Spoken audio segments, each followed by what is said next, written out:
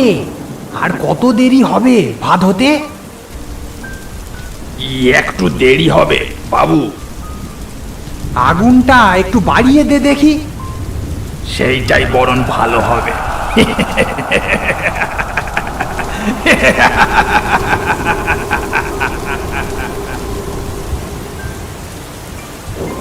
বকুলপুর গাঁয়ে মেলা দেখে ফিরে যাব এমন সময় প্রচণ্ড ঝড় বৃষ্টি শুরু হলো।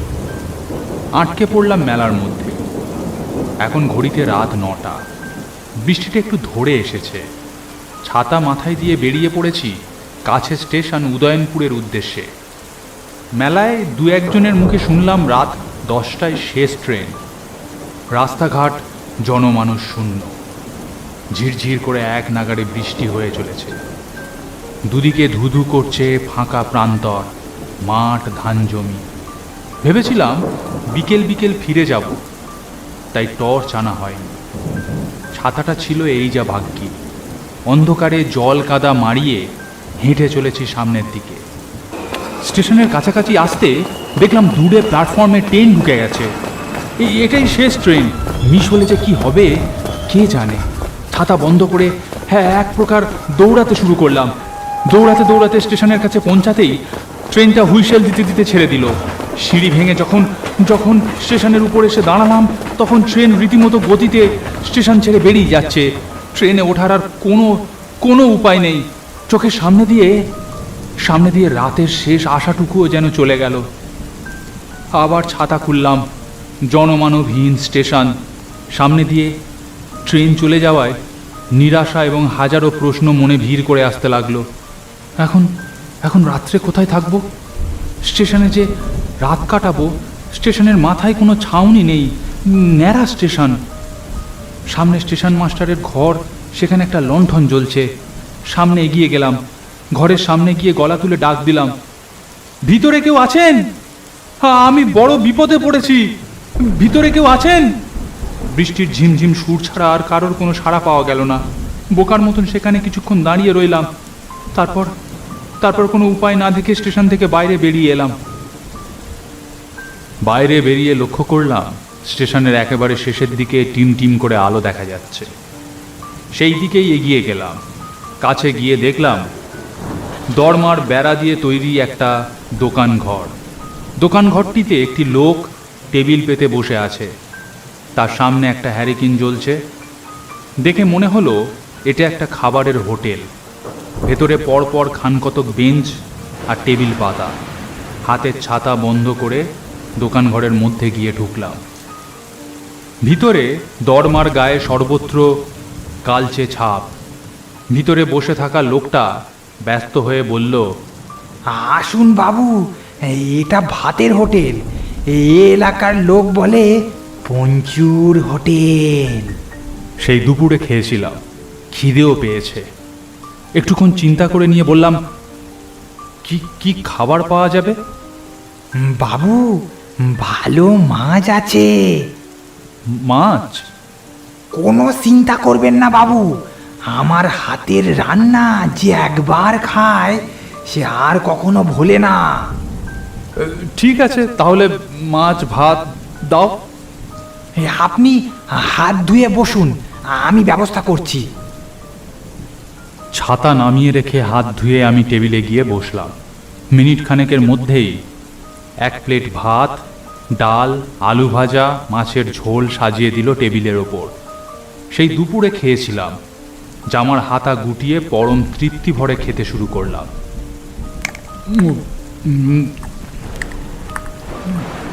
রান্নাবান্না এক কথায় খুব ভালো হয়েছিল এবং মাছটা খেয়ে বুঝলাম খুব টাটকা।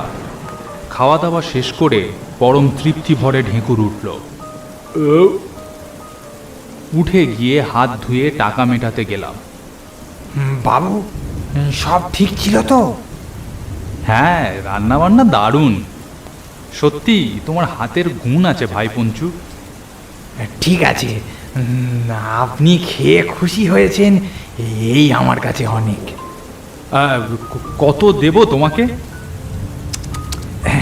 কি যে বলেন আপনি, এত সুখ্যাতি করলেন, আপনার কাছ থেকে কি পয়সা নিতে পারি?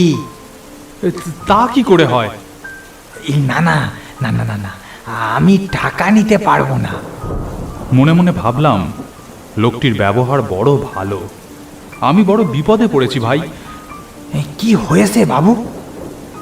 এখানে মেলা দেখতে এসেছিলাম, বৃষ্টির জন্য শেষ ট্রেনটা ধরতে পারিনি। এখন এই ফাঁকা চত্বরে কোথায় থাকবো সেটাই ভাবছি। তোমার এখানে একটা ব্যবস্থা করা যায় না ভাই? এই না বাবু, এ তো খাবারের হোটেল, থাকার ব্যবস্থা তো এখানে নেই।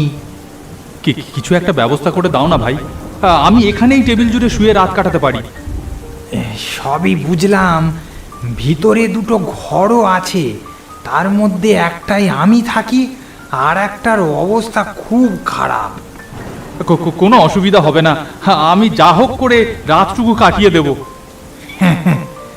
কাটিয়ে দেব বললে তো আর কাটিয়ে দেওয়া যায় না বাবু, কত রকমের উপদ্রব আছে। আমার কোনো অসুবিধা হবে না, ও ইঁদুর বাদুরের সাথে ঘর করার অভ্যাস আমার আছে। শুধু কি ইঁদুর বাদুর, আরো। এই পর্যন্ত বলে পঞ্চু চুপ করে গেল। কিছু একটা কথা যেন চেপে গেল। আচ্ছা, ঠিক আছে, চলুন দেখি ভিতরে কি ব্যবস্থা করা যায়। দোকানের পিছন দিকের দুটো ঘর, তার মধ্যে একটা ঘরে ঢুকলাম পঞ্চুর পেছন পেছন।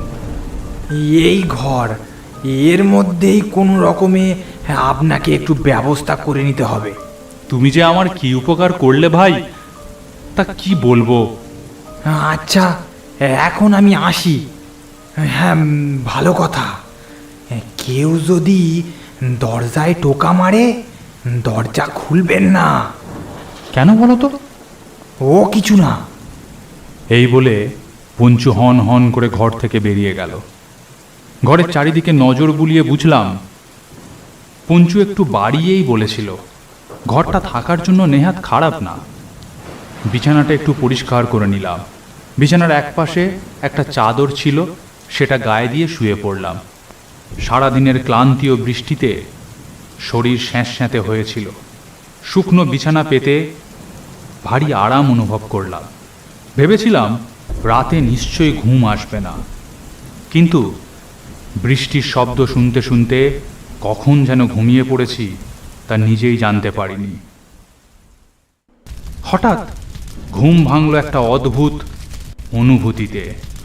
মনে হলো আমি যেন মরুভূমির মাঝখানে উত্তপ্ত সূর্যের নিচে শুয়ে আছি। সূর্যের প্রচণ্ড তাপে আমার শরীর ঘামে ভিজে উঠেছে। ঘুমের ঘোরে মনে হলো কিসের যেন ফটফট করে শব্দ হচ্ছে, আর কেমন ধোঁয়া ধোঁয়া গন্ধ পাচ্ছি নাকে। তবে কি পঞ্চু রান্না করছে? ঘুম জড়ানো চোখ মেললাম, এবং তখনই ভয়ে আমি সজাগ হয়ে ধড়মড় করে বিছানায় উঠে বসলাম। এ কি কাণ্ড!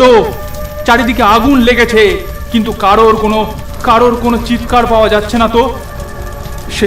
সেসব চিন্তা করার সময় এখন নয়। না না না না না, সেসব চিন্তা করার সময় এখন নয়। এখন জীবন বাঁচানো আমার কাছে সব থেকে জরুরি। বিছানা থেকে নেমে যাব এমন সময় দেখলাম আগুন চারিদিকে দ্রুত ছড়িয়ে পড়ছে চারিদিকে ঝলসে যাওয়া দরমার ফাঁক থেকে অনেকগুলো কঙ্কাল উঁকি মেরে হাসছে।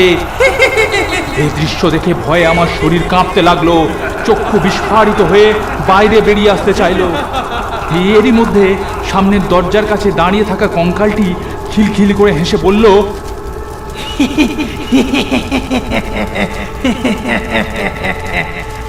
বাবুকে বেশি কষ্ট দিবি না, তাড়াতাড়ি মেরে ফেল। গলাটা শুনে বুঝলাম এই কঙ্কালটাই পঞ্চু। কি বাবু, ঠিক আছে তো? আমার মুখ থেকে কথা সরল না।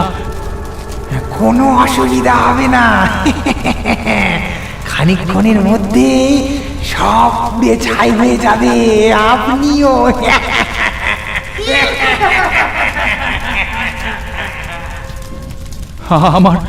আমার চিন্তা করার শক্তি যেন হারিয়ে গিয়েছে। দরমার ফাঁক থেকে একটা কঙ্কাল কর্কশ গলায় বলল, এখানে যে আসে তাকে মরতেই হয়। পঞ্চুর হোটেলে যে খায় সেই পুড়ে ছাই হয়ে যায়।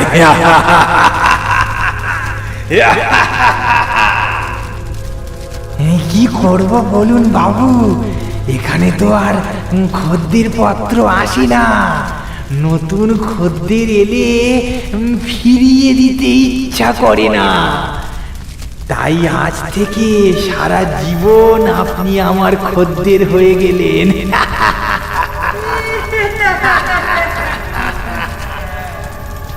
আমি আমি আর কিছু ভাবতে পারলাম না। সেই আগুন, কঙ্কাল, তাদের অট্টহাসি, সমস্ত দৃশ্য আমার চোখের উপর ভাসতে লাগলো। এবং পরেই আমি চিৎকার করে বিছানার উপর জ্ঞান হারালাম।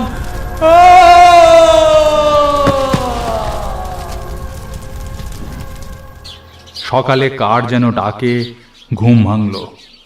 ও মশাই, মশাই! ধড়মড় করে উঠে বসে দেখলাম একটা ফাঁকা জায়গায় কিছু পুড়ে যাওয়া দরমা আর বাঁশের মাঝে আমি বসে আছি। তাড়াতাড়ি করে উঠে দাঁড়ালাম। আপনি এখানে শুয়েছিলেন কেন? আমার গলা শুকিয়ে আসছিল, মাথার ভিতর সব ওলট পালট হয়ে যাচ্ছিল। তাও সমস্ত ঘটনা তাকে বললাম। শুনতে শুনতে লোকটির মুখে ভয়ের ছাপ স্পষ্ট হয়ে ফুটে উঠল। তারপর সে আমাকে এক অদ্ভুত কাহিনী বলল। আজ থেকে বছর 5 আগে এখানে পঞ্চুর হোটেল ছিল। পঞ্চুর খুব ভালো রান্নার হাত ছিল, আর দোকানটা রেল স্টেশনের কাছে হওয়ায় ভালোই চলতো। হঠাৎ একদিন গাঁয়ের মোড়লের ছেলে পঞ্চুর হোটেলে খেলো। বাড়ি ফিরে তার ভেদ বমি শুরু হলো। পরের দিনের সূর্যোদয়ের আগেই ছেলেটি মারা গেল। ডাক্তার বলল ফুড পয়জেন। তখনই মোড়ল দলবল নিয়ে পঞ্চুর দোকান ঘেরাও করে আগুন লাগিয়ে দিল। পঞ্চু এবং তার কর্মচারীদের পরিত্রাহী চিৎকার শোনা যেতে লাগলো। এতগুলো মানুষ চোখের সামনে জ্যান্ত পুড়ে মরে গেল। তারপর থেকেই রাত্রে পঞ্চু এবং তার কর্মচারীরা হোটেল খুলে বসে নতুন খদ্দেরের আশায়। এই জন্যই রেল স্টেশনে কাউকে দেখতে পাবেন না সন্ধ্যের পর। যে স্টেশন মাস্টার এখানে চাকরি করে সেও বিকেল হতেই বাড়ি পালায়। আপনি বড় বাঁচান বেঁচে গিয়েছেন, কিন্তু আপনি যে বললেন আপনি পঞ্চুর হোটেলে খেয়েছেন, তাহলে কি আপনি বেঁচে গিয়েছেন? আজ পর্যন্ত কেউ পঞ্চুর হোটেলে খেয়ে বেঁচে ফিরতে পারেনি। ভয়ে আতঙ্কে তাড়াহুড়ো করে লোকটা সেখান থেকে চলে গেল। আমিও ট্রেন আসতেই তাতে চড়ে বসলাম। আর কখনো সেই জায়গায় ফিরে যায়নি। গল্পটি ভালো লাগলে একটি লাইক করুন। এরকম আরও গল্প দেখতে চাইলে চ্যানেলটি সাবস্ক্রাইব করে পাশের বেল বাটনটি প্রেস করে দিন, কারণ ভবিষ্যতে এখানে আরও এরকম গল্প আসতে চলেছে।